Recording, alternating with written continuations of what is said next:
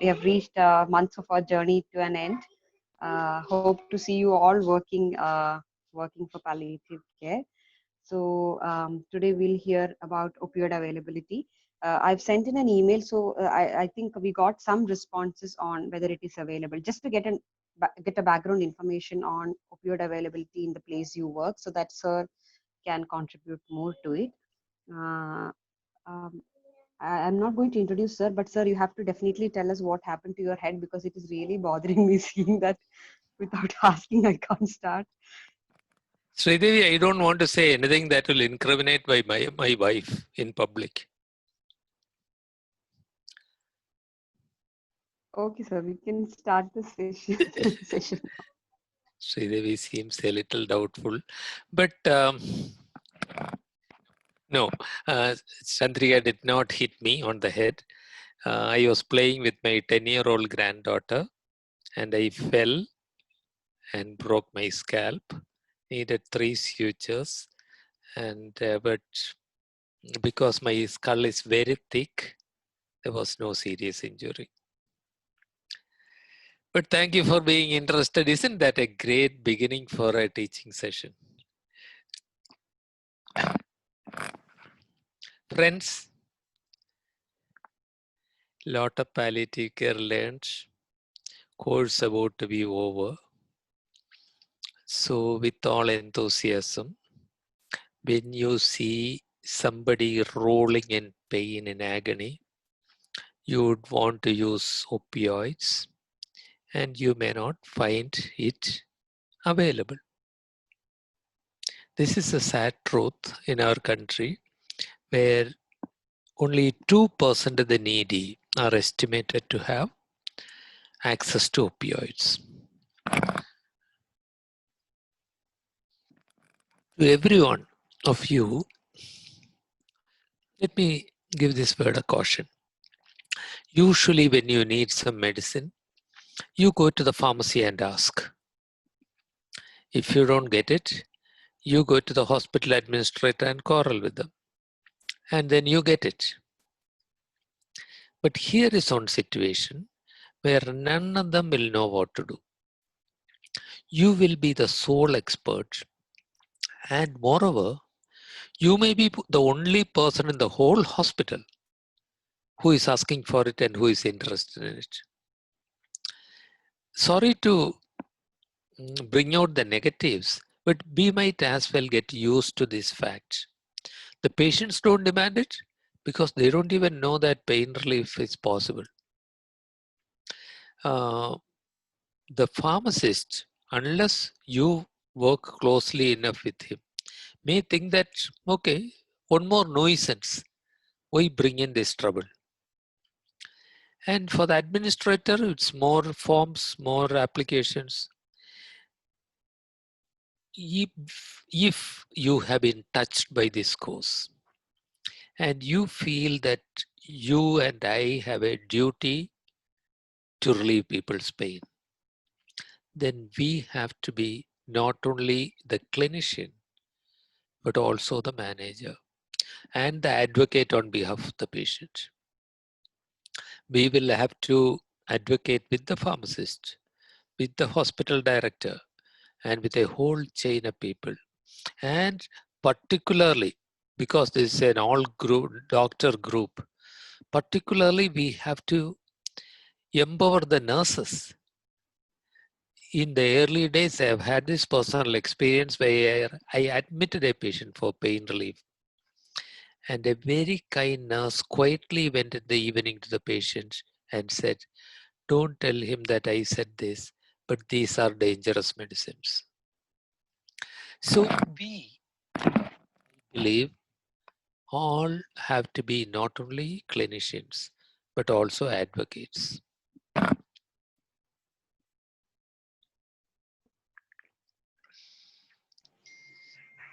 Interesting story. History. You know that in British India, they came and found that our farmers were growing poppy.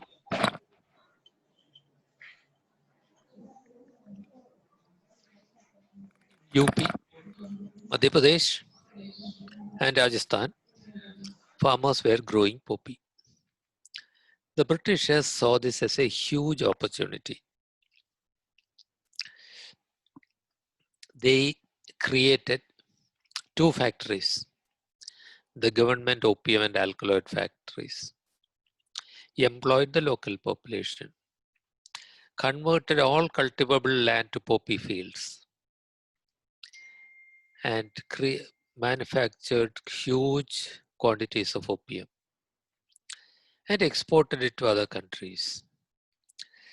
China was a major consumer of opium, and then Chinese government found that their people were being converted to zombies. Import of opium. The Britishers went to war with China, the famous Opium War.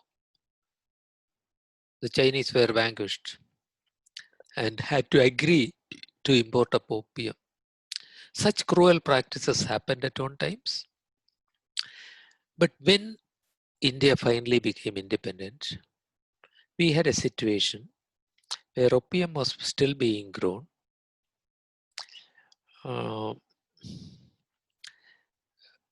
The world had a market for opium because gradually Westerners were using more opium medically for pain relief. But we were still going by the British laws.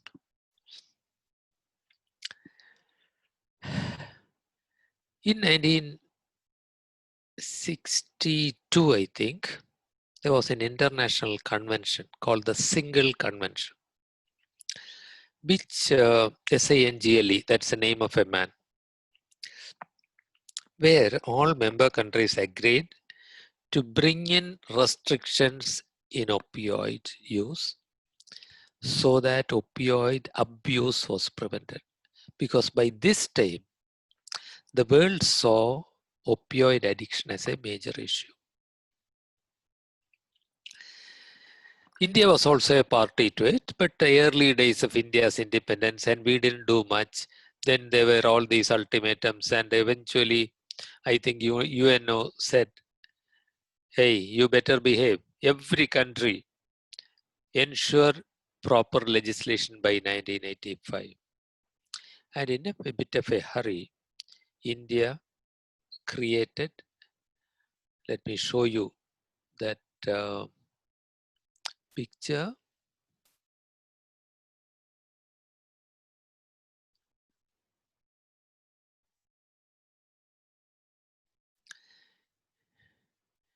India created that a Narcotic Drugs and Psychotropic Substances of Act of India. You can see how thick the book is. And remember, do you think, hey, take a guess, this was 1985. Do you think a lot of people were using opioids in those days? Most of you are young. I mean, maybe in the whole lot, I am the only one who was already practicing medicine at that time. Do you think opioids were used in those days?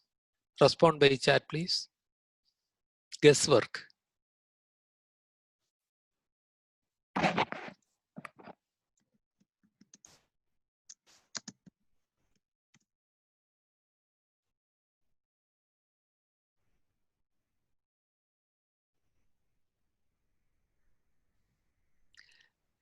Yes, legally. There are several responses, several no's, several yeses. And Jijo says not legally, not as, no. And Dr. Maheshwari says may not be as medicine. Well, it was available. It was used medically. In fact, at that time, till that time, it was much more available than it is now, even now. I was a house surgeon in 1970. Oh my God, prehistoric times. That's a Paleolithic age. At that time, we used to use opioids for accidents, for post-operative patients. We used to use it as a lifesaver in myocardial infarction, the drug of choice. And I could write out a prescription in duplicate, send the family to the medical stores outside, and they bring the ampule of morphine if it is not available in the hospital. It was that easy. So opioids were in use. I have my professor of medicine had told me in us in our classroom that in the 1950s oral morphine was not also available. But then they stopped accessing that. Then we had only injection morphine. Now, we were using injection morphine in those days. Now, let me go back to a little more of that story. Oh, wait a minute. Sorry. Let me just check one thing. I'm stopping sharing this screen and using another one.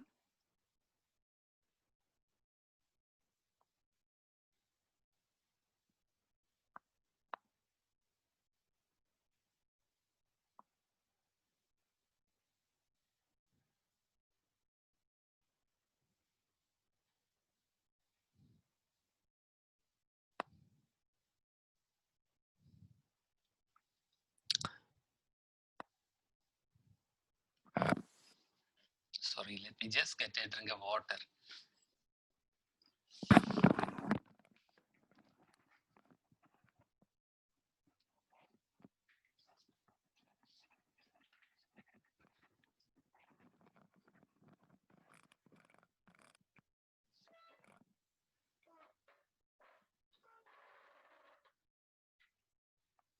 Sorry about that noise.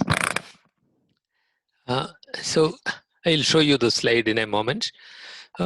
So what I'm saying is, till 1985, opioids were available much more than they were available now, but not oral morphine.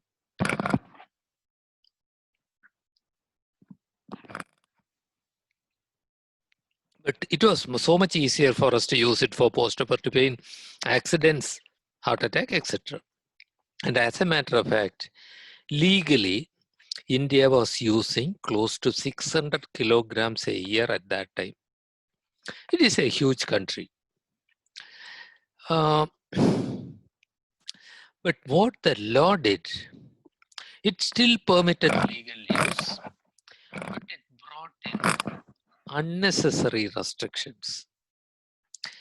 Like we needed 3 licenses from 3 different departments. And it also brought in very strict penalties. So much so, if the pharmacist makes an error in calculation, the drug inspector comes and sees that he is holding 26 grams more than what he should have. It is a non-bailable offense. He could be arrested, and if it is proved that he is holding more than, or he was holding more than he had, he would be sentenced to nothing less than 10 years rigorous imprisonment in prison. So what happened? Hospitals gradually stopped stocking opioids. Even for myocardial infarction, it became unavailable. We started using crazy alternatives like pentazocine, which increases the heart rate and BP, and which is the most unsuitable thing for heart attacks. So this is the background, so that from 600 grams, the consumption dropped to as low as 600 kilograms, consumption dropped to as low as 18 grams. The lowest was in 1997. Towards the end of the century, it had dipped to an all-time low. Okay, enough history. Does anybody have a question about what I said so far? I'll answer that first and then move forward.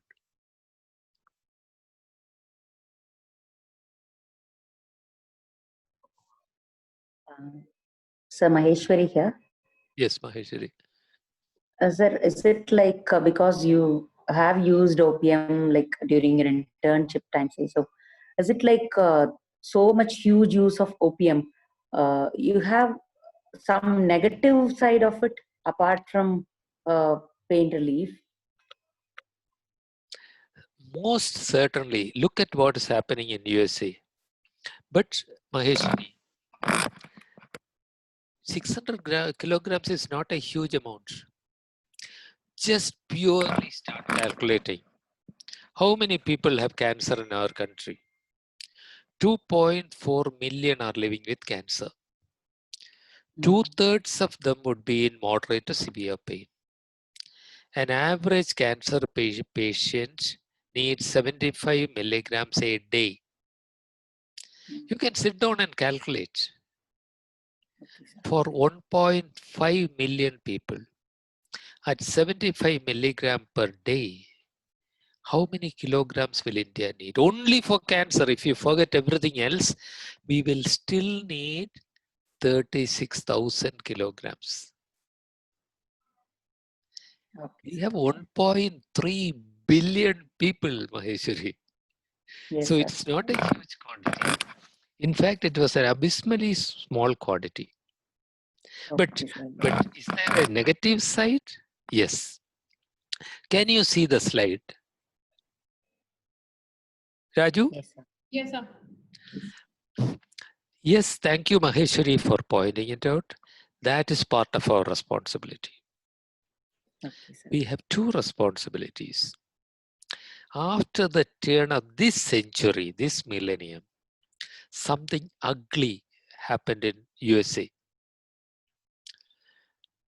What happened in USA was there was a move towards people's right for pain relief, which was good. You and I have a right to pain relief. Your child, when he gets a fracture, needs pain relief. Your grandfather, when he is old and needs an operation, he needs opioids. You even need opioids during pain relief in labor, judiciously. Pain is suffering that needs to be treated. So what happened in USA, more history and more stories, was that the industry saw this great opportunity. They did not promote morphine. They invented a very expensive formulation, another synthetic opioid called oxycodone.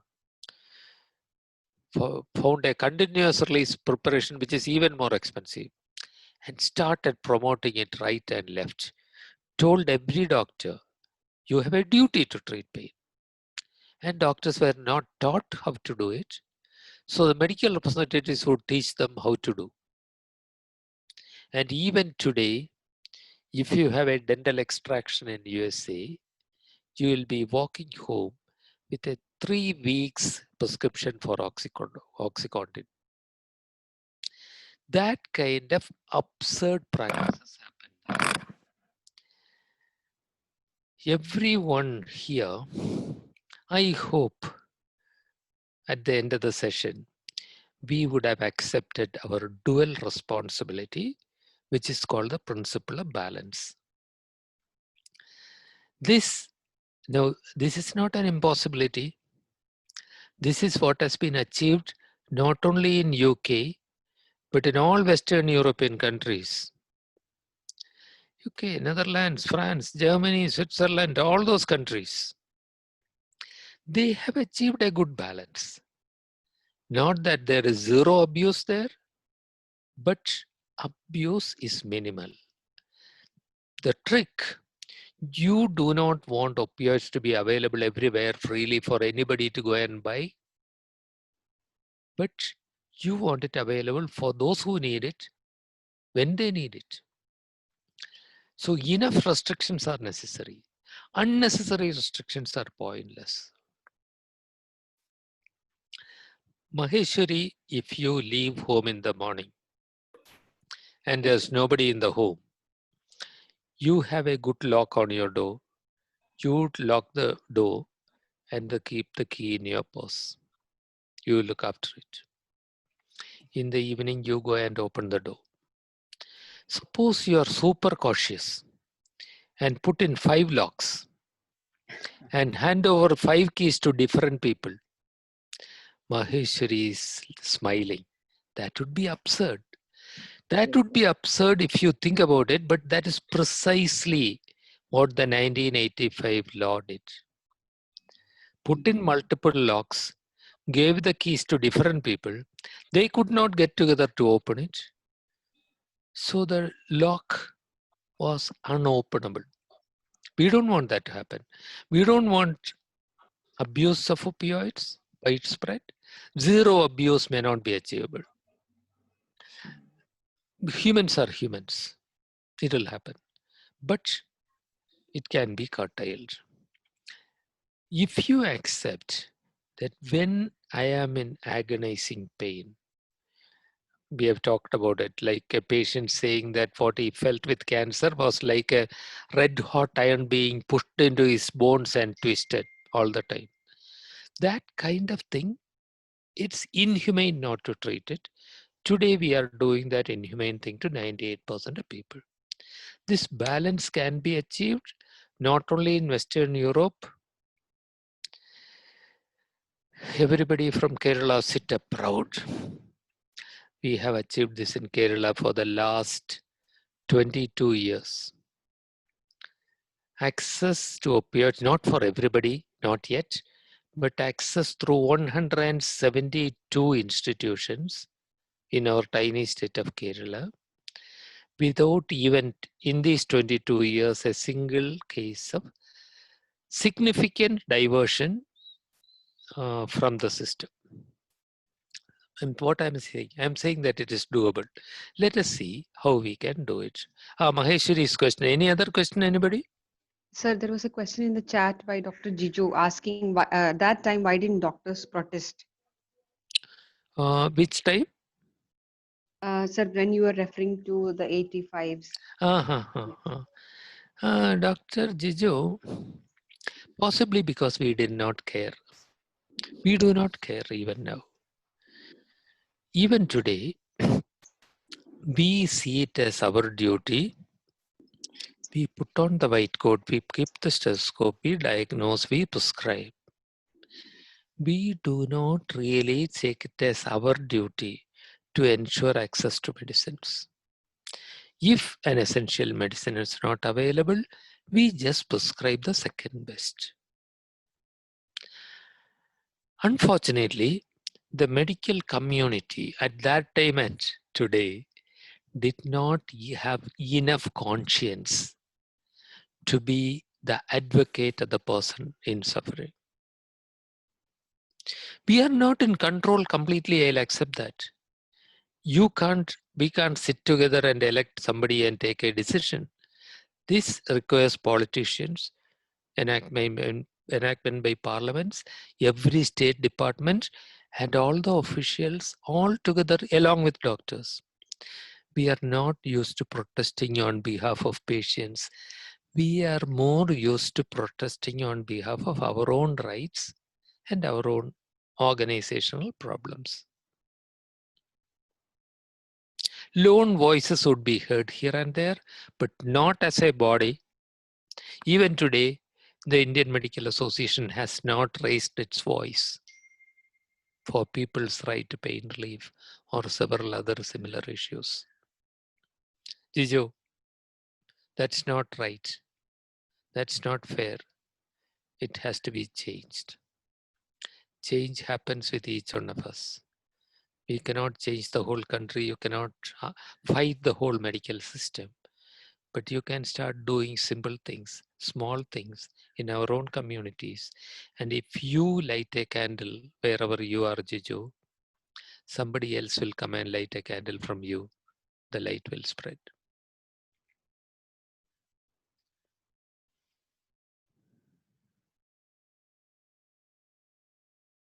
Any other question? Shall I move on? Yes, sir. No more chance.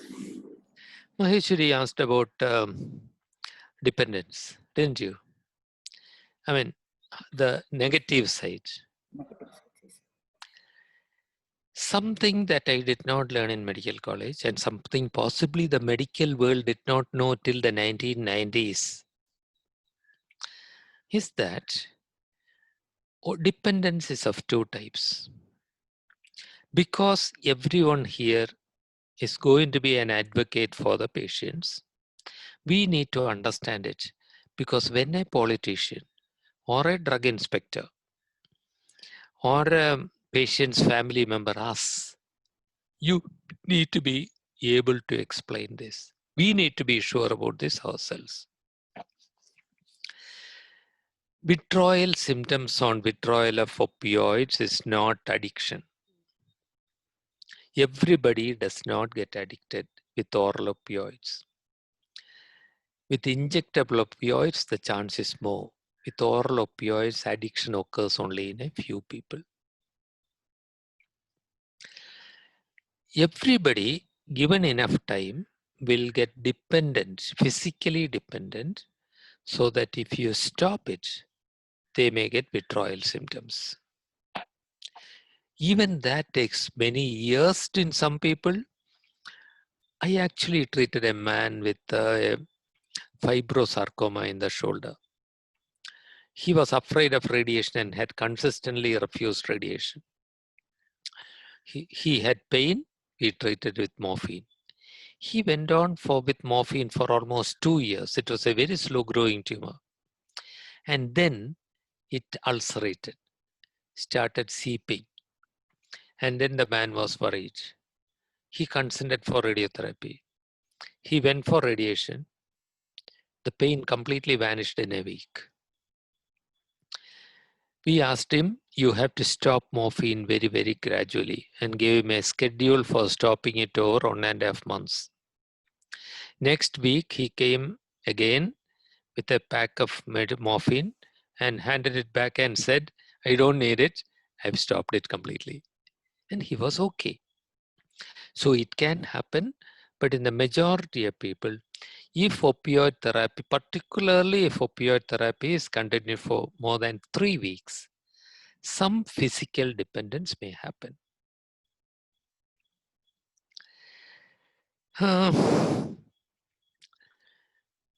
Do you remember the neurotoxicity to morphine, which was discussed, I am sure?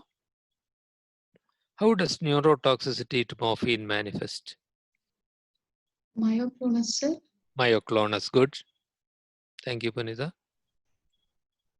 Delirium. Delirium, excellent. Tremors. Tremors. Yeah, tremors. Okay. Myoclonus.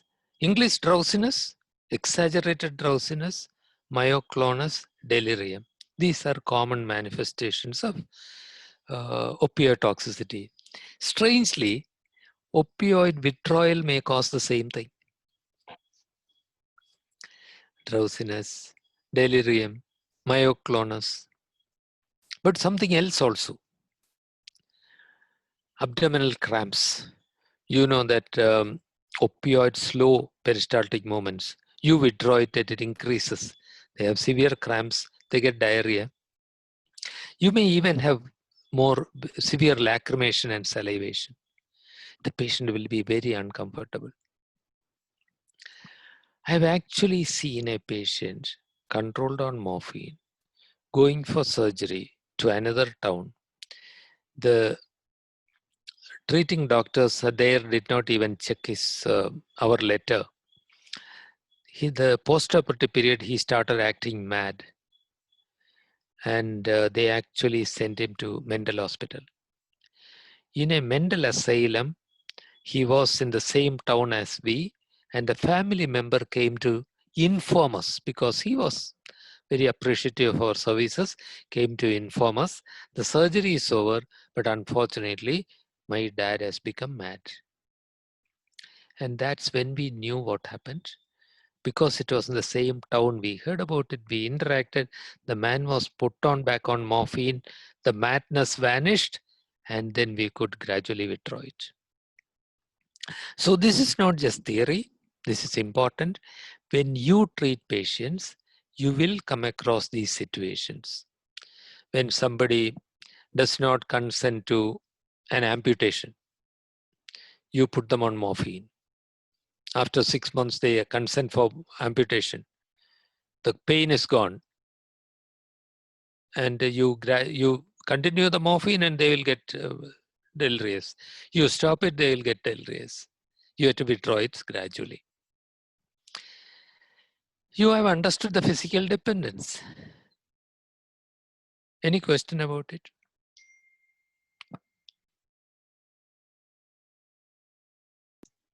Sir, even for other opioids like buprenorphine and tramadol, should we do this gradual withdrawal? I would recommend that. It happens with tramadol. I know I have not had much experience with buprenorphine long term. I used to use buprenorphine at one time when we did not have morphine, but not enough. With tramadol, it can happen. I know. It's likely that it can happen with buprenorphine also.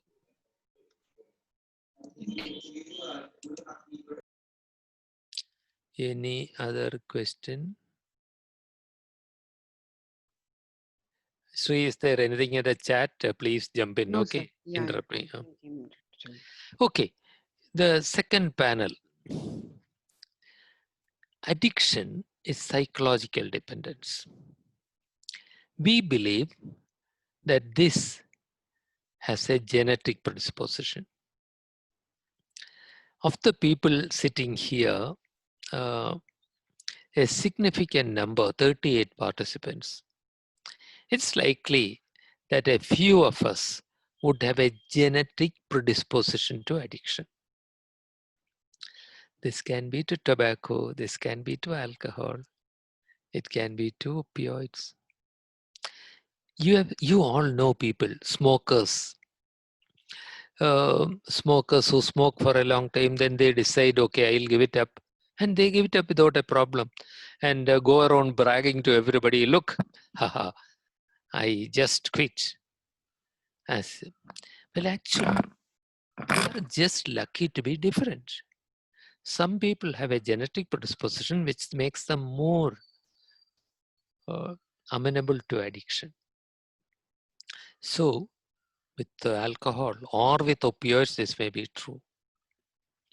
You all must have seen somebody consuming alcohol daily, but at the time of Lent for a whole month, they stop alcohol. We have this in Kerala. Everybody who goes to Sabarimala stops it for 41 days. Some people have no problem and they laugh at others.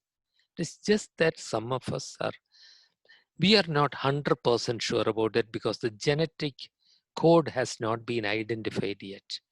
But we have reasonable evidence to believe that people with a genetic predisposition are more likely to get addicted to anything with continued use.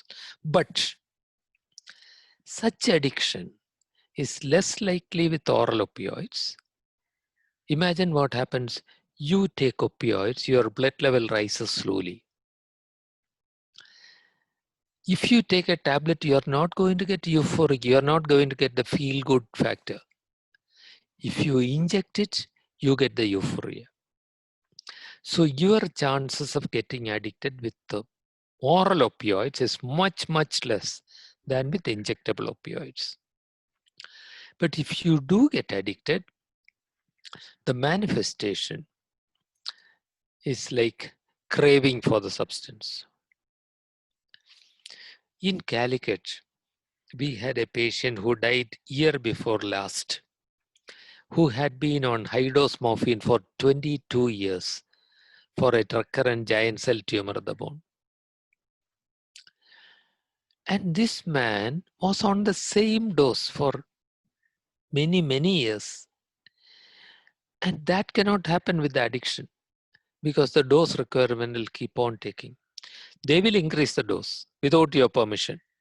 Unsanctioned doses, steadily rising doses will warn you. So, doctors, if somebody, you prescribe 20 milligrams and next week you come, he comes and finds that they have taken 40 milligrams, don't immediately jump to the conclusion that it is addiction. It could be pseudo addiction. caused by growth of the tumor and increase in pain. If they take unsanctioned doses, it is most likely because of growth of the tumor and increase in the pain, but addiction will then have to be suspected. Then we tell them, look, okay, you have increased the dose now, fine. Hereafter, let's have an agreement. You cannot increase the dose without informing me. That patient needs your phone number to call you. Unsanctioned dose escalation should not be permitted with opioids. This is our duty as a clinician. We very often tell them take an extra dose or two if you need. That's fine.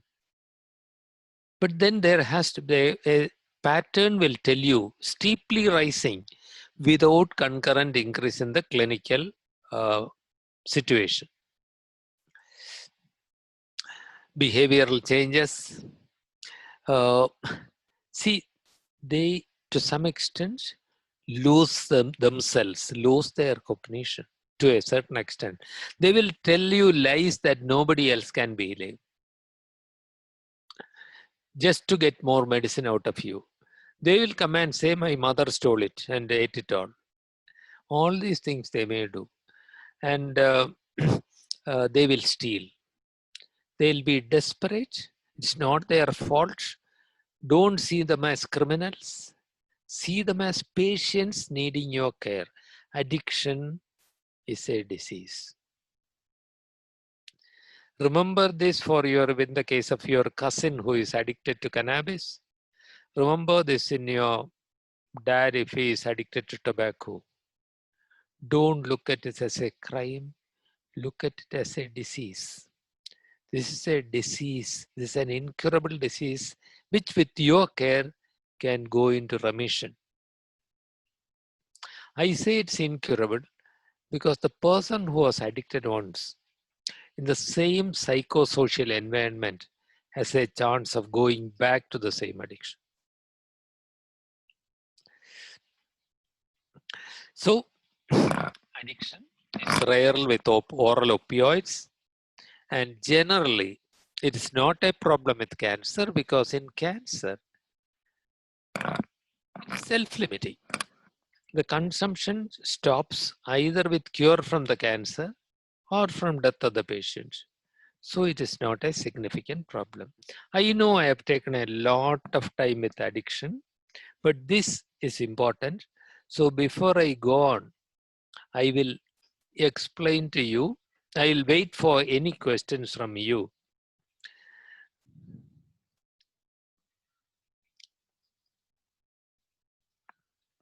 Questions, please. Sorry, I must send a quick test message.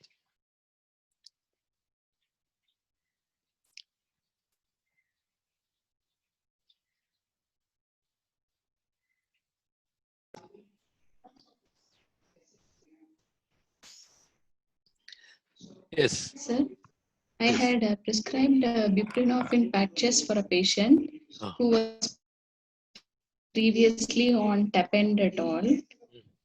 Now she's not willing to stop the night dose of tapentadol. She still continues both. Is it okay? Sorry, who asked the question? Dr. Sir, Punita. Punita, the most important thing is you will have to continue to monitor the patients. Never abandon the patient. If necessary, call the patient back. That patient needs your help. It is possibly okay. Tapentadol is a weak opioid. Buprenorphine is a partial agonist. Maybe that's okay, but don't allow it to be increased. Is it a person with cancer, Punita? no, sir. No, rheumatoid arthritis, sir. I had prescribed 50 mg of tapentadol, but she would take 100 mg every night. If she is at risk of developing dependence. So one thing that you will have to explain, people don't want to get addicted, do they? You will have to tell them, this is a dangerous situation. You are taking this now, you should not increase it. If you increase the dose or the frequency, if you start taking it thrice a day, you are in trouble. You should come back to me. And try to use disease modifying drugs and reduce the pain so that you may be able to get the patient out of the situation. But continue to interact the patient to make sure that the dose is not increased. This is not a very pleasant situation. Okay. Generally, for musculoskeletal conditions, opioids can be used as a last resort. They should not be first-line drugs. Tramadol and tapentadol are not totally safe as far as dependent is concerned. Buprenorphine also can be bad in the case of dependence. This is not to say that never use it, but certainly for musculoskeletal conditions like arthritis, the opioid should not be a first-line drug. There should not be a second-line drug. There should only be a third-line drug. Okay. Okay, I'm moving on.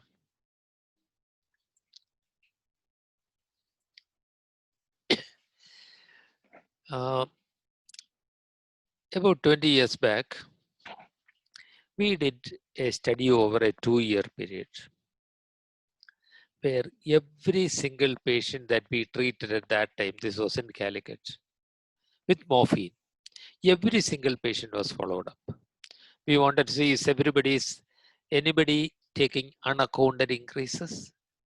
Are there any discrepancies in the stock? And if all of a sudden somebody says by the end of the day, I cannot account for 10 tablets, we would investigate it. A loss of a few tablets, or it happens during counting. These are understandable so long as there is no pattern. But we could establish that for 2 years, in 1,723 patients, we could use it with no misuse and no diversion, taking simple precautions. And later I'll be explaining to you how we can all do that.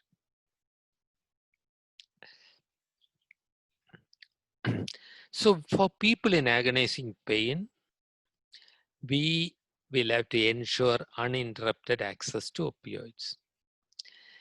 About 3 weeks back, we did a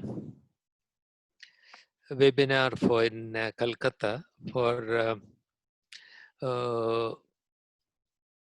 doctors interested in pain medicine and palliative medicine. And there the story came out that in several institutions, there are interruptions in supply.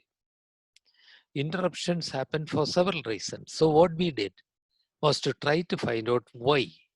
Why did this happen? Several things. The hospital does not raise the indent on time. The drug controller insists on unnecessary procedures. We will have to assess each one of them and take remedial measures. We will also have to ensure that the documentation is proper, because otherwise it is possible that if a box of opioids gets stolen from your pharmacy, it is a national calamity. It gets into the papers and the whole movement suffers. So these are a few things that we will all take the responsibility to do. So in the year 2014, as a result of 19 years of our efforts, the Narcotic Drugs and Psychotropic Substances Act of India was amended. And and the relevant rules were published. Usually NDPS Act and NDPS rules are two different things. Act is something that's enacted by the Parliament. Rules are executive orders based on the Act. So the relevant rules were published in 2015. According to that, what I am going to say is how you can access opioids. I am warning you, in several states, the old procedure is still gone. Several states have not changed the procedure. Even where the states have changed the procedure is still cumbersome. So let us see how we can move forward.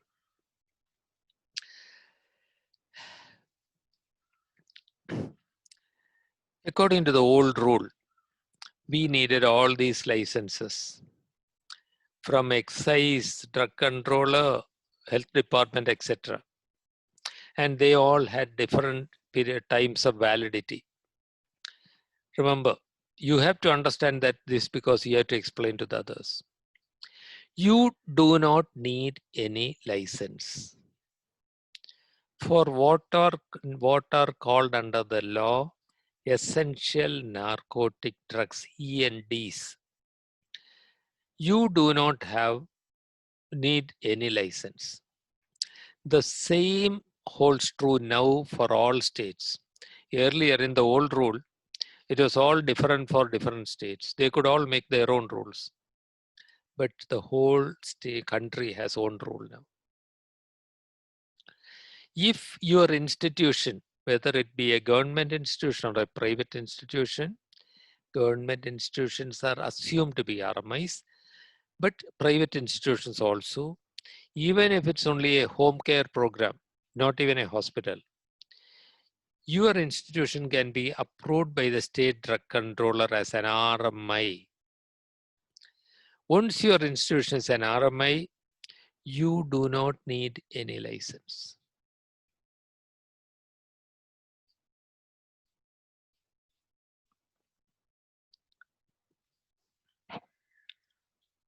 So what do you have to do? Your institution will have to apply to the drug control of the state. Raju will be sharing this presentation with all of you.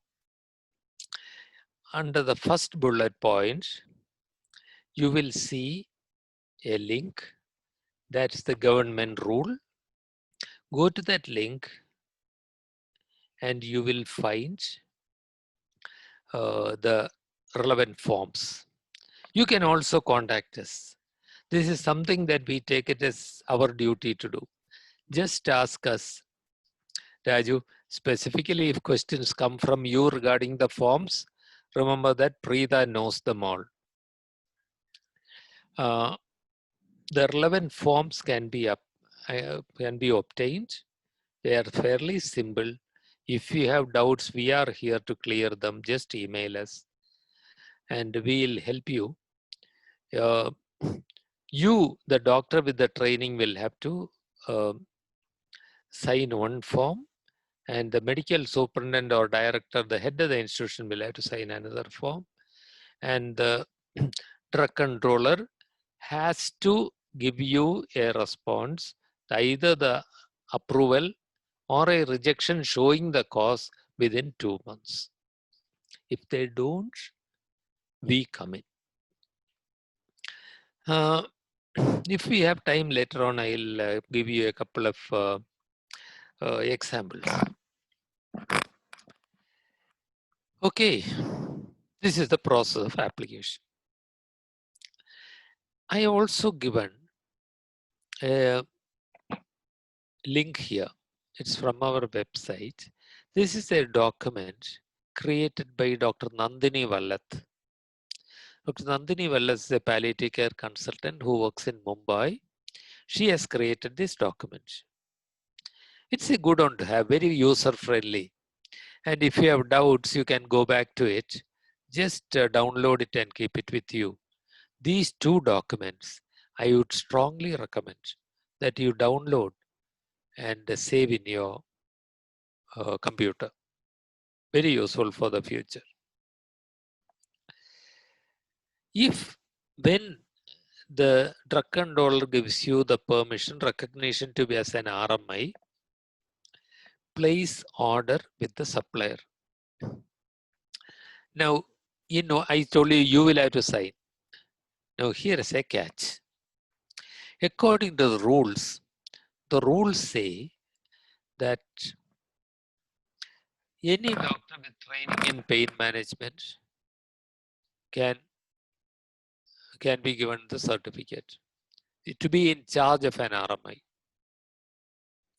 The rules do not spell out what training. I am hoping that if you get the certificate of training of this foundation goes, the drug controller of your state will accept it as enough. But if they do not, we will have to interact with them and try to persuade them. To place the order with suppliers, again, there are forms. The same document that I showed you earlier has the relevant forms, the form in which you have to place an order. You will have to pay for it if you are not a government institution. If it's a government institution, you will have to get it through the government machinery, which may be even more difficult. Otherwise, you will have to send the payment to the manufacturer in advance most of the time, unless you are a big hospital which is used to buying from them. And they will send you the medicine by registered post. That is great, but you now have the responsibility to ensure that documentation is kept. You keep the register, enter every patient's detail, and this is something that has to be done. Again, the form in which the documentation is to be done is under the same document. The forms are also given there. Any doubt, friends? We are here. We are here to help if you have any doubts. There will be doubts. You may not know what to fill in a particular column, or somebody may create a question, raise a question. So we will be here to help you. Sorry.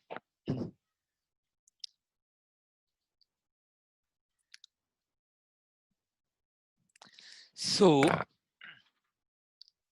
that takes us to the last.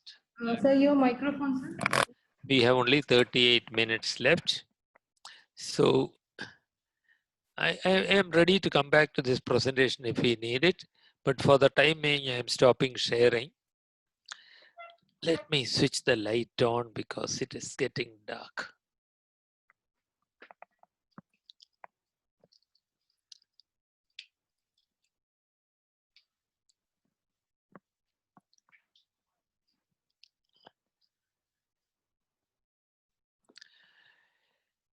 Okay, this is a subject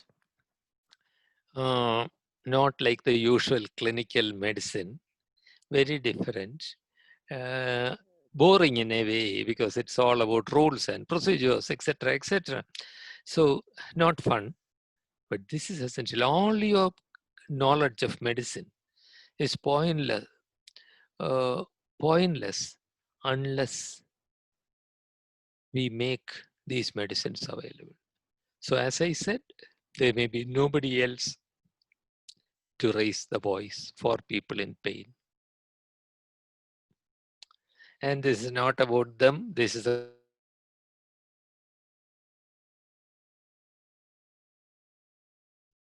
need. We need to owe it to the next generation also to do our best.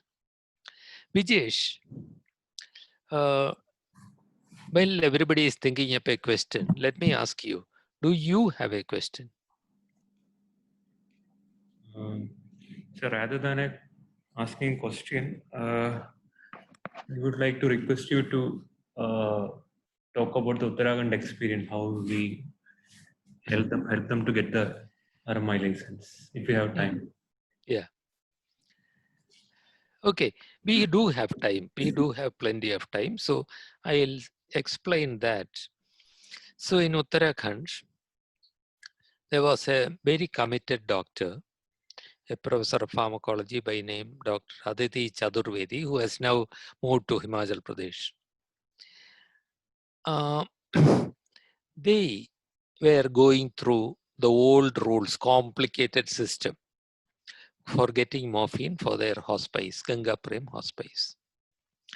So we persuaded them, let us educate the officials, tell them about the new rules, and let us try to get them to go through the simple new procedure. So Aditi and others went to the senior officials, drug controller, I think the director of medical education needed to be convinced. So she went and they were all they understood. They all said, okay. But the RMI status would not come. The application would not be responded to. Aditi would go there again and nag them. They will say, yes, yes, yes, we'll send it. Eventually, I think Aditi, after some time, Aditi pointed out that we have submitted an application.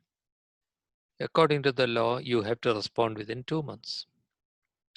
So they then, all this is done by fairly people lower down in the hierarchy. Understandably, the drug controller of a state cannot look after everything by himself or herself. They ask for several documents. Like, where is your registration with the, what's the act, Vijesh? Clinical Establishment Act. Clinical Establishment Act. Shows the registration according to Clinical Establishment Act. Then they ask for a floor plan of the building. So when they said this, I asked for the institution's permission to write to the drug controller an official letter. Initially, the institution was hesitant because they thought the drug controller's office would get antagonistic. They can continue to trouble them. But after 2 days, they rang back and said, please go ahead. Our institution in Trivandrum is a WHO collaborating center for training and policy on access to pain relief. So I wrote a letter to the drugs controller explaining that I am writing in my capacity as of director of WHO collaborating center. I find that the application has been pending for such a long time. In this context, I want to point out the following. One, institutions are supposed to satisfy the following requirements. What requirement? Only a trained doctor, which is available. Institutions are supposed to get a approval or rejection showing cause within 2 months. Your office has asked for registration under Clinical Establishment Act. This is not a legal requirement. The law does not ask for this. In fact, the whole principle of the law, the spirit of the law is to minimize procedures and not to bring in any unnecessary procedures. Asking for the floor plan is not legally valid. Under the circumstances, considering the humanitarian need, I hope you will agree to provide the approval as RMI. Now this is tricky, mind you. They may not do it. If I had tried the same thing in Punjab, I suspect that they may not do it because sensitivities about drug addiction are very high in Punjab. Uttarakhand, they did it. Suppose they didn't do it, what could I do? Honestly, we are just waiting for an opportunity. If we have legal documentation that the law is being tampered with, once I get the legal documentation, we will go to the High Court of the state. We will file a public interest litigation. We had to do this about the central law. We filed a public interest litigation in 1997 in the Supreme Court of India. It took 5 years. It did help a lot. So similarly, we will have to fight for this because sometimes, especially in, I'm not saying that this happened in Uttarakhand, but in many states, there is a lot of corruption in the drug control department. Drug inspectors are used to getting bribes. So there will be problems created. In Kerala, over 25 years, we have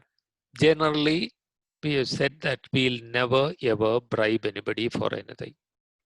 We have insisted on it so that we now have a sort of reputation these are cheapies, they will never pay. And they are, I mean, people support them, so we might as well go along. We have managed that here. Maheshwari, are you going to ask a question? No, sir, I was about to. I'll ask the last. You finish it up, sir. No, I have finished. Uttarakhand experience, Vijesh, you asked about it. Was there anything important that I have forgotten? No, sir, but maybe something to add to what you commented. So there are a set of 6 requirements. It's not just having a doctor or a dentist trained in pain care. There are a couple of other requirements which you will be getting from the document that sir just showed you. Vijesh, Yeah. what are they? So like having the infrastructure, manpower to handle the documents, a double lock safe to store the documents. So We'll check that. I mean, we'll see. Okay, I must do my homework. Vijesh, please remind me also. Between us, we'll study that and have that list ready, because that needs to be part of the presentation. By the way, as I said 3 weeks back after this webinar, I wrote a similar letter to the drugs controller of West Bengal. But there are multiple problems there. Much of the problem is within the hospitals also. Superintendents insist on one stock getting exhausted before ordering the next. So institutional problems are also common. They will have to be overcome. Maheshwari, what was your question? Sir, since you already told the answer for that, institutional issues will be there. Because I'm working in Maulana Azad Medical College, Loknayak Hospital, where when I inquired, even in oncology department, the patient have to go and get opioids from outside pharmacy. They told like, no, you have to fill so many forms. I asked the oncologist, you want to get it done in our hospital? They told numbers are few, let them, they are comfortable in getting from outside. Why we have to? So in that case, how to go about it? Is like motivating them or? Maheshwari, for one thing, your problem is less than in most parts of India, because Delhi, maybe there are a couple of more states, Gujarat and Telangana among them, where some pharmacies are allowed to stock opioids. Maheshwari, you should know that in the majority of states that doesn't happen. They are available only in hospitals, not in pharmacies, including our state. So, okay, there is an access, but then the cost will be more. Patients will be wasting a lot of money. This is a problem. Okay. There are two things. Unless they are getting angry with what you are saying, you may withdraw, go back after 2 weeks and tell them, look, there are these 3 patients who simply cannot afford anything, and they don't have anybody to go to the pharmacy and they cannot afford it. I have the forms and everything. Can we do it? They may still not do it. So there is an alternative for them and they may choose it. But things change very slowly. And sometimes you may have to wait till the person in charge gets promoted to another post. And somebody else comes in there and try again. You will find that there are some others. I strongly recommend that at your next clinical meeting, Maheshwari give a talk on palliative care. Sure, sir. Everybody, I mean, some people will sleep, but of the 25 people attending, 3 people will say, this girl is talking sense. This is exactly what happened to my mother-in-law, and she suffered.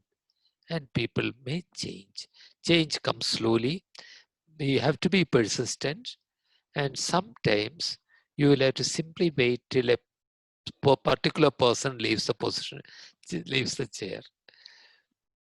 Thank you, sir. But certainly, by all means, please allow us to work with you. We'll Sure, try to sir. overcome problems one by one. Sure, sir. Sure, sir. Thank you so much. It's an inspiring thing. When actually we displayed Hippocratic Oath to our students, MAMC students, every Tuesday we used to. So the first year MBBS students, they were so much impressed. And really, that was an inspirational thing. We thought of coming there to Pallium India, at least sensitizing the interns. So, Thank you, Maheshwari. Someday we'll hope to see you here. sure, sir. Very soon, sir. Thank you so much. An invitation to all of you, not immediately. Let us wait till the COVID-19 season is over, maybe by mid-2021. Come and for a holiday in Kerala to the backwaters and leave 2 days to visit Pallium India. Sure, sir. Sri, do you have anything to say about the Goa situation? Yes, sir. So I was working in hospice in Goa for a few months, and with my background from Pallium and hearing Sir's talk multiple times, and I went to Goa, and that is where I actually realized that how people struggle to get things done because. Uh, we went to the drug controller. So we had access to morphine, but only one particular dose of morphine, that is 10 milligram of morphine, nothing else. So if you need, we had a patient who needed 50 milligram of morphine per dose. So every single dose he had to take 5 tablets, and that night he had to take 10 tablets, which I felt really unacceptable. So I insisted, and we met the drug controller. She was quite nice, as very welcoming, made us sit there, gave us an appointment, but she told, I want to study it. So all the papers are in front of her, and I think, sir, you conducted a workshop also, and she was a participant in that opioid availability workshop. Again, her reply was, I want to study the document well. So then I told, ma'am, if you can give me another appointment, I can sit with you and we both can go through the law and then talk to each other, so that we can have access to 20 milligram or 50 milligram, whichever is available in the market. But then again, she told, I know how to read things, so I don't think I need someone to sit and read with me. Thank you for all your help, but let me read. And reading, I'm not just handling this opioid, so I have thousands of other things which I am under, like we don't have much resources to do that, so it will take time. But wait, but you have 10 milligram, why are you just crying for other doses? So that was her response. You have access, right? If you're talking about access, that is not the issue here. You have access, manage with 10 milligram. So, and the law is there. She was given copies of all the documents, but she wanted to make sure that she's not in a trouble. I'm not in a trouble taking up this responsibility. So we told which all states have actually implemented it. How did they implement? Every printouts were given, and then I know everything. Okay, don't teach me. I know everything. That is why I'm here. But I want to make sure that I'm doing the right thing. So let me read. So that I don't think that reading has happened till now. So we just pitch in there every now and then and ask her, ma'am, what is happening? Is it going to happen? If it comes to the worst, of course, we again write pointing out why this is irregular, etc.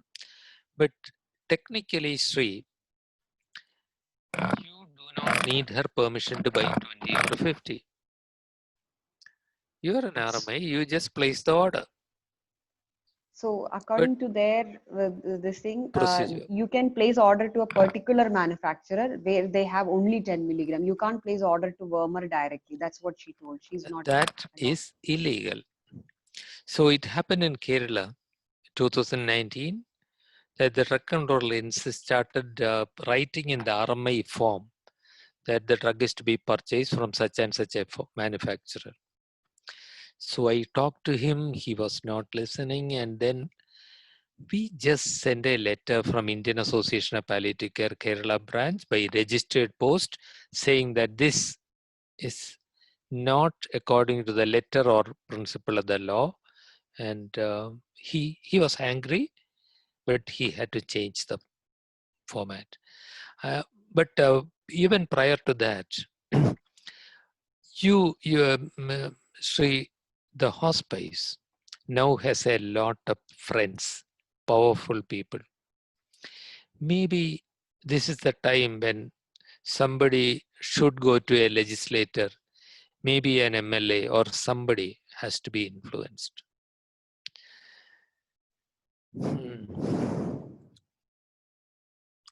Sir, I would like you to mention, if there are no other questions, I would like you to mention about the prescription, the triple copies, and what all things should be included in the prescription, including the registration number. 1 second. Okay.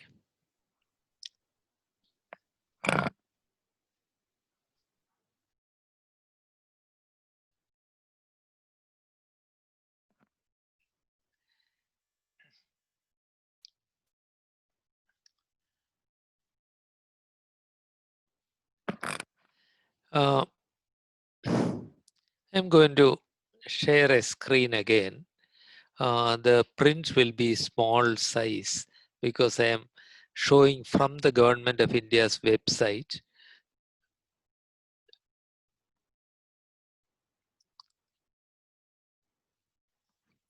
So this is the link that I have given. The rules, NDPS rules in chapter 5A says what are the rules governing essential narcotic drugs. You don't have to read the whole thing. It talks about the so-called essential narcotic drugs. Currently, the only thing that's of relevance to us are morphine and later fentanyl and methadone. These are the 3 essential narcotic drugs available under this rule.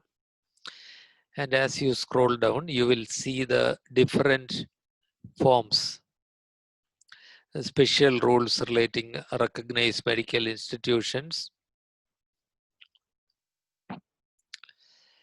So when we'll come to the application form first, typically like the government thing, first they have put in the form in which the drug controller will give you the RMI certificate. The consignment note is what the manufacturer sends with his parcel to you, which is technically supposed to be by registered parcel, but nowadays send it by courier, which you receive. This is the form in which a daily accounts is to be maintained.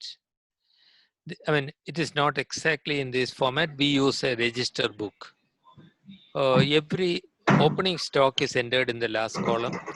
The quantity received is like most other things. And the patient's name and number have to be maintained. That has to be entered. This also. We don't have to need separate forms, but patient's diagnosis and drug dose, etc., have to be entered here. So there is another question in the chat. Okay, I thought you finished. No, go on. So that is a question from the PMR department. In Trivandrum Medical College, just in case if they need, can they stock it in the department or can they stock it in the pharmacy? Okay, I'll come to that.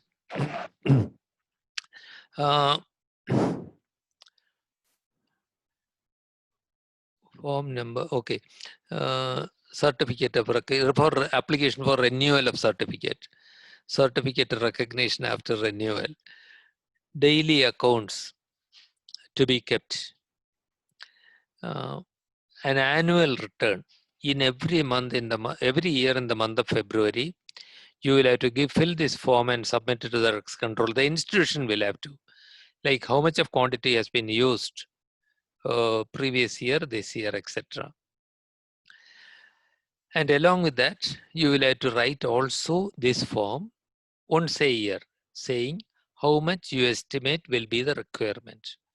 So suppose you have used 5.5 kilograms in the last year, you will maybe put in 20% more or 25% more and ask for 7 kilograms. There is no obligation for you to use all of it.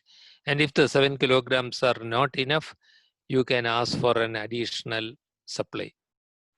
So all the relevant forms, including the form for application, etc., are given here. Let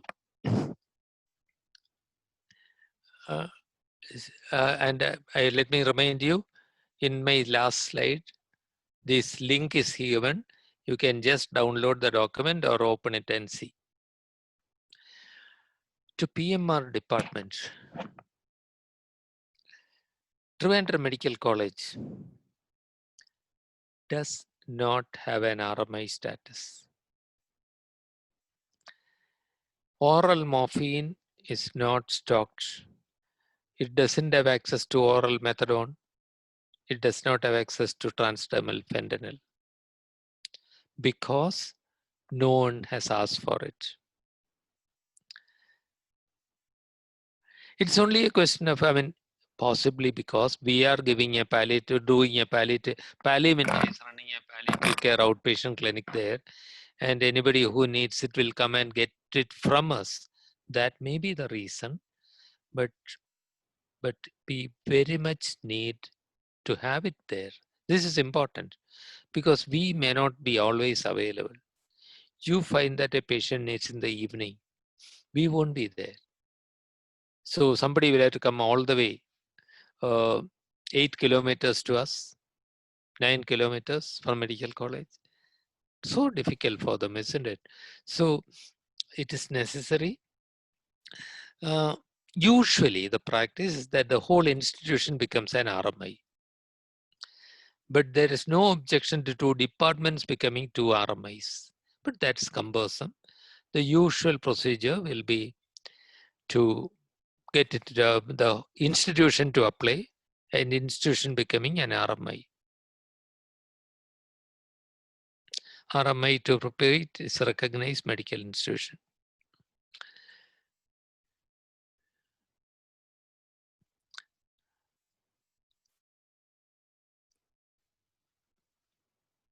I think if you ask for it in your physical medicine department, your head department will have to agree.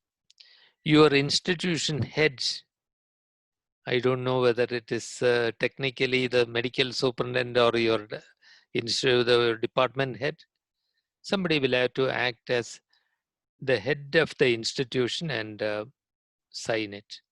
But government medical colleges technically are supposed to be deemed RMIs. In theory, you don't need a particular certificate, but that's theory. No government medical college, no government hospital in India has asked for that right. But doctor, if you do want to pursue that, Dr. Sharina, we can discuss that as practical possibilities about what we can do. Right now is not the time, I know. With COVID looming over us, nothing else happens. But at some point, we should be making it available within the medical college.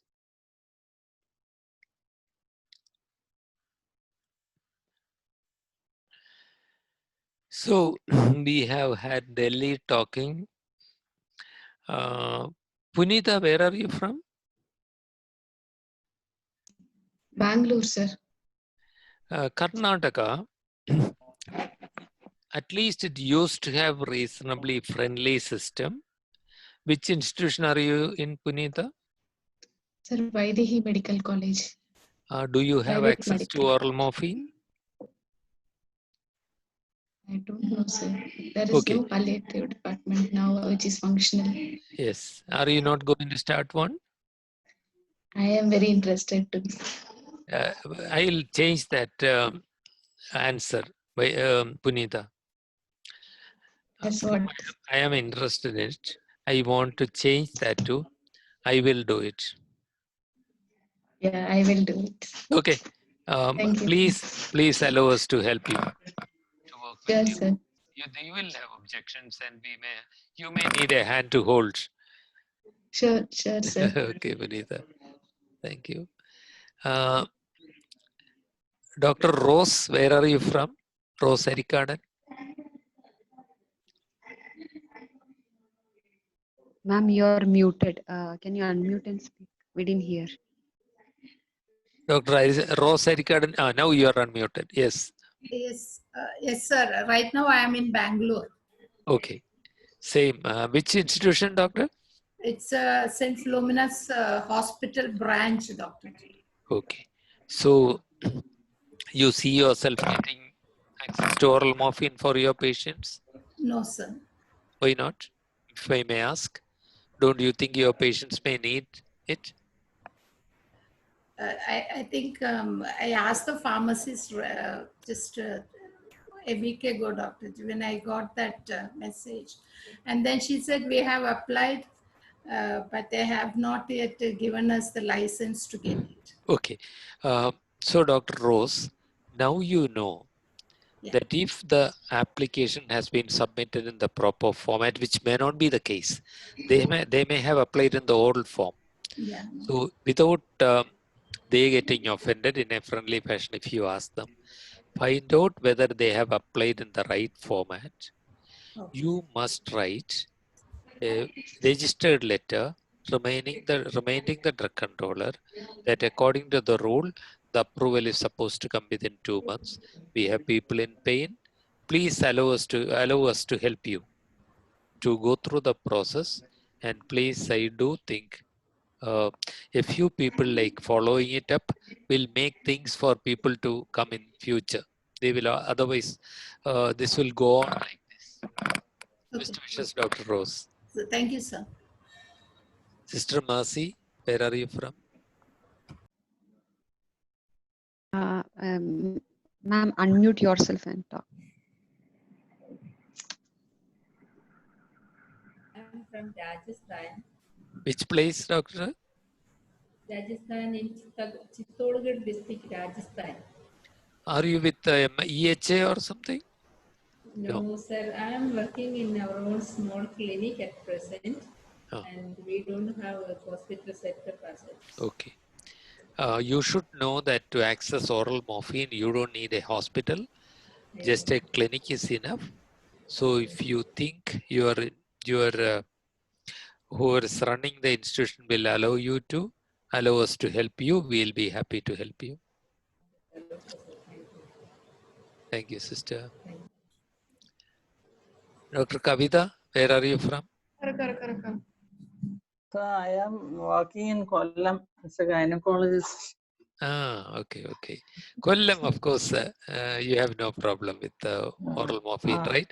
Though after COVID, I heard that patients are sent out from district hospital to an NGO.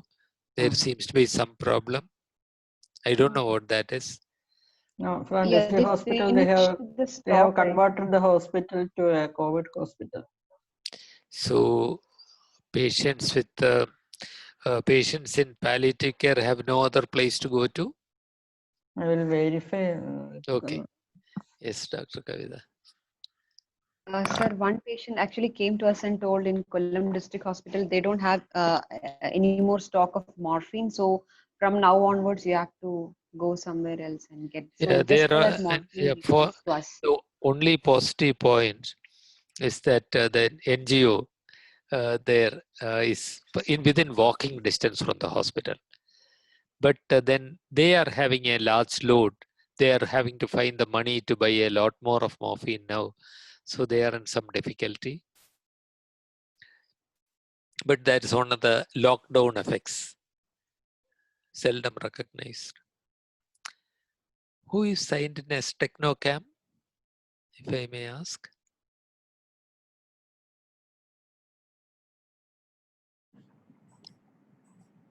Dr. Sister Lily?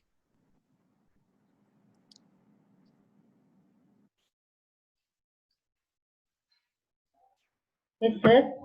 Yes. I work in Maharashtra in the Gadchiroli district. Okay. Yes, sir. I We have no idea where that is, but What kind of institution is Yes, this? sir. We have a hospital of 40-bedded hospital. I'm a gynecologist, but I am the only doctor working here. So I get a lot of patients even for palliative care. But so far we don't have morphine available here.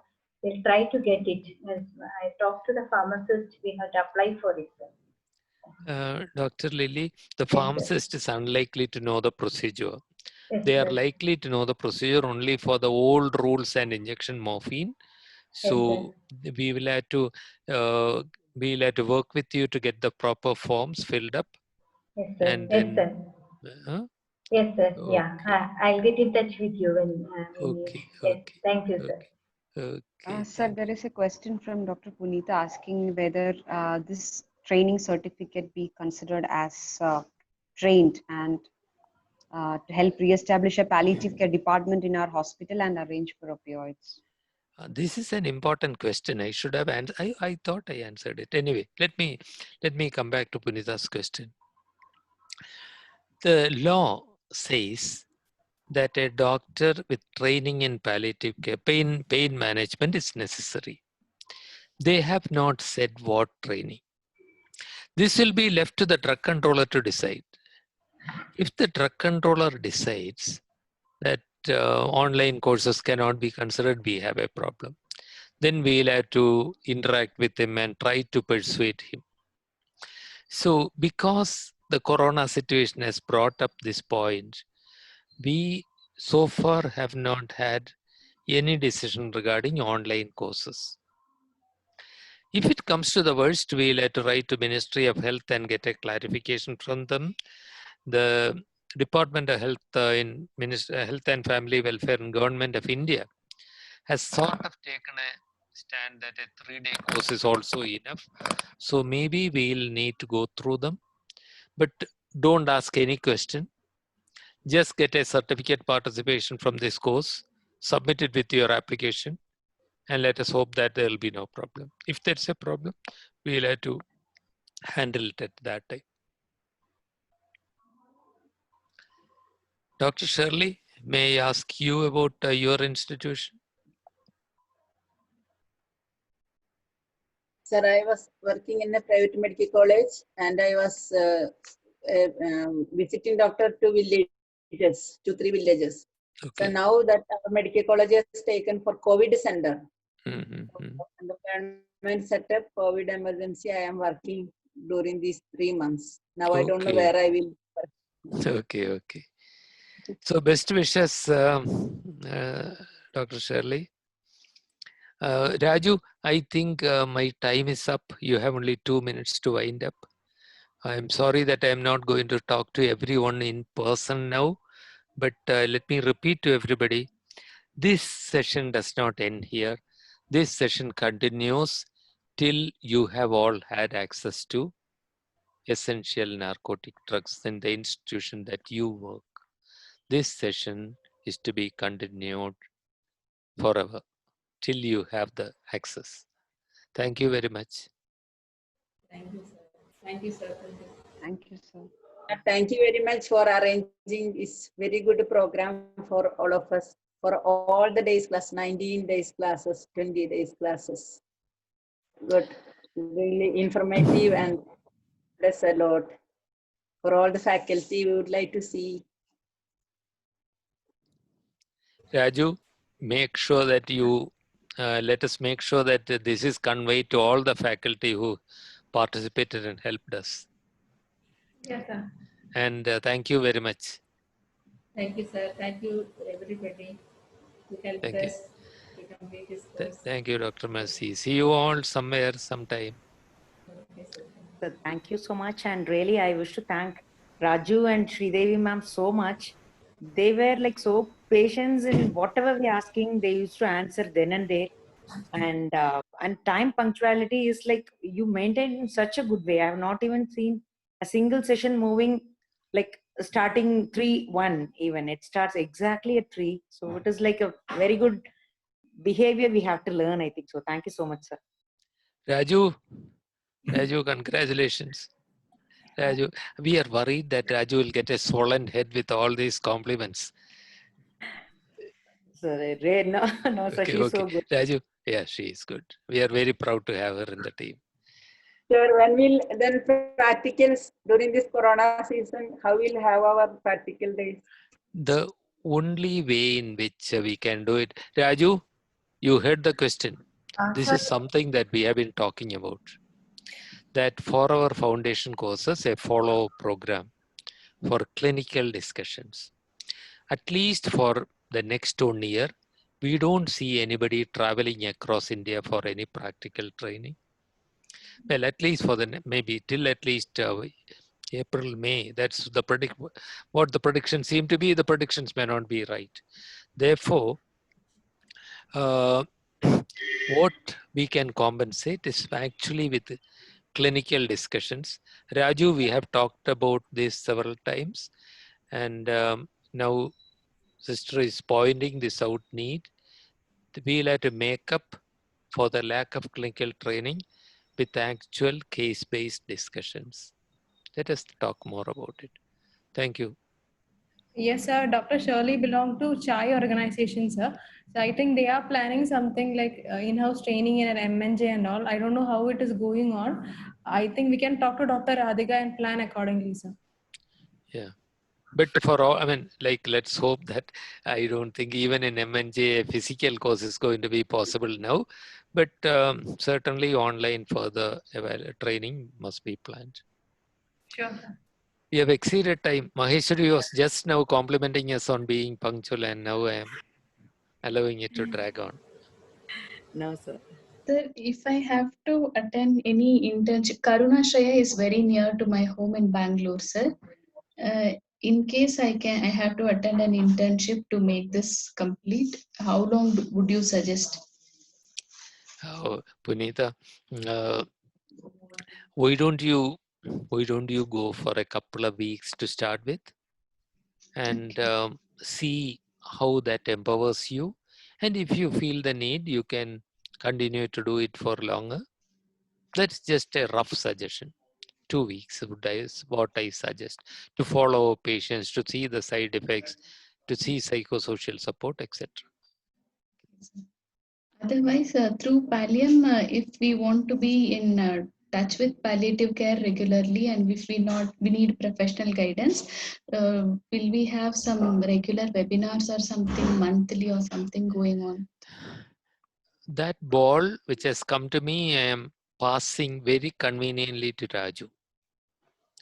Raju, once the refresher training is organized, I am sure I will find the time to be with you. Raju, this is indeed a need, and let us try to do it as soon as possible. Some refresher programs, clinical discussions, so that people's doubts can be cleared. Practical issues during patient management can be sorted out. Yes, sir. Yes. Thank you so much, everyone. Thank you so much for being with us for so many months, although we had a break in between. Thank you so much, sir, for coming in with dressing over your head. Although you had that, you came. Thank you so much. Thank you so much, everyone. Raju, is there anything else that you want to update about the assignments and the rest of the One learning session material is being pending. We will send it soon, and I will be sending the last assignment too. Try to attend it as soon as possible and send us. And after all assignments are in place, we can send you the certificates too. So I really want to thank everyone for being with us, for your patience, for this much. Like we had 1.5 months gap in between, but everyone stayed with us. Thank you all for your time, and we will be planning for refresher courses coming in so that all your doubts will be cleared in future, and we can stay connected too. Thank you all. I will see you soon. Thank you. Thank you, sir. Thank you, Sridevi ma'am. It was so nice. Thank you, Raju. Thank you. Bye-bye. Bye, sir.